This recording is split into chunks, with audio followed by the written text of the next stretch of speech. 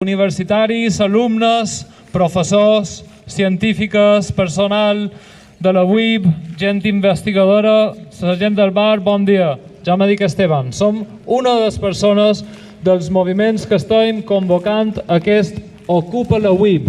Aquest Ocupa la UIB és una acció internacional que està succeint ara mateix del dia 5 al 7 d'abril a moltes universitats del món per reclamar que la gent científica, investigadora i l'alumnat ens juntem per favor d'una vegada amb la gent que està fent activisme climàtic, activisme ecològic, activisme social.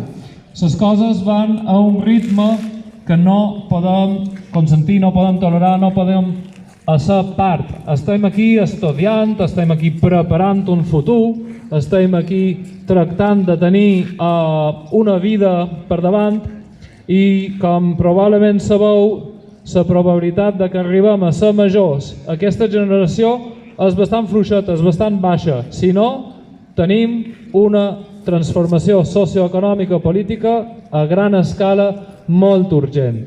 Llavors, com ja sabeu, perquè sou gent intel·ligent, sou gent d'universitat, com ja sabeu, esto no serà un regalo. Això no mos ho donaran ni els fons europeus Next Generation, ni la Unió Europea, ni cap govern, si no som capaços d'actualitzar l'esperit crític, l'esperit d'implicació de gent científica, la societat civil, i si no som capaços de pensar en termes realment rebels i revolucionaris. Revolucionaris sempre des de la no violència.